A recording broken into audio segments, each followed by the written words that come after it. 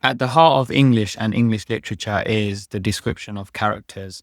And if we think back to all of our memories of characters that we've come across, from Miss Trunchbull to the Harry Potter family, to the Dursleys, to the Joker, all of these characters have unique traits.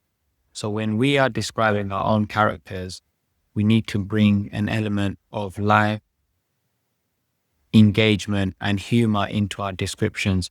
So let's look at a few examples to understand what we need to take our character descriptions to another level.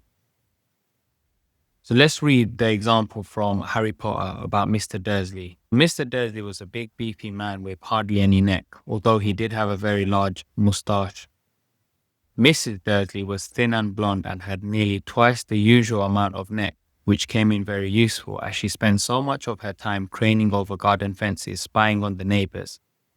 So as we're reading this description, first of all, it is quite funny in the sense that the words that are being used, we've got beefy, he's big, he has hardly any neck. So as soon as we're reading this character description, I find it quite engaging, I find it humorous, and I want to read more because as a reader, I'm enjoying it. And because of this, we want to continue reading. It makes it entertaining and it makes connection to the reader successful.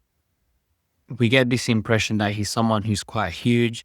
He did have a very large moustache. That's something normal with character descriptions, but this idea of being big and beefy, that's something that is unusual. So we need to make our characters unique and give them that personality to draw your readers in. When it then talks about Mrs. Dursley, she has twice the usual amount of neck. So we see that they're quite different in how they're presented.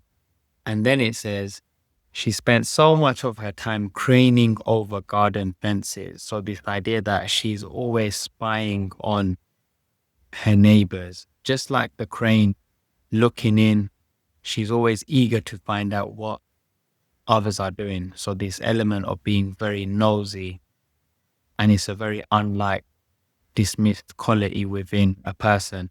So already just from these 4 lines, we get a massive insight into the character or characters. And this is what we need to do with our descriptions, is think creatively, not write extensive amounts, but bring in personality and humor into our characters. Let's look at another example. So this one's from Hard Times by Charles Dickens, the same writer, author of A Christmas Carol. So he's describing a character called Mr. Thomas Gradgrind, who's a teacher. The emphasis was helped by the speaker's square wall of a forehead, which had his eyebrows for its base, while his eyes found commodious cellarage in 2 dark caves overshadowed by the wall. So already we're getting a description of his eyes being compared to caves, a lot of imagery, for a square wall of a forehead. So that again is quite humorous, but it's very easy for us to visualize and imagine. The emphasis was held by the speaker's mouth, which was wide, thin, and hard set. So it goes from the head to the eyes to the mouth. The emphasis was held by the speaker's voice, now to his voice, which was inflexible, dry, and dictatorial. The emphasis was held. So this repetition of the emphasis was held adds another layer onto his description, and it makes it flow and it makes us really engage with what is being presented to us. The emphasis was held by the speaker's hair, which was bristled on the skirts of his bald head, a plantation of furs to keep the wind from its shining surface, all covered with knobs like the crust of a plum pie, as if the head had scarcely warehouse room for the hard facts stored inside. Now there's so much going on here, but again, it's quite enjoyable in reading about his hair, his lack of hair, his bald head, how it's shining compared to the crust of a plum pie. This is the power of imagery, and this is what we want to get across in our character descriptions.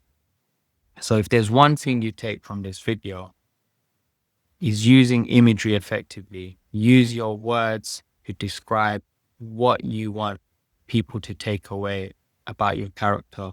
give your characters personality. Don't make them boring. Don't make them dull. Make them quite interesting and lively. And we achieve this by showing what they look like. So showing how they appear. So describing this shiny forehead or these huge eyes. And that in itself makes it engaging and entertaining for your audience. And this is ultimately what we want to achieve from our character descriptions.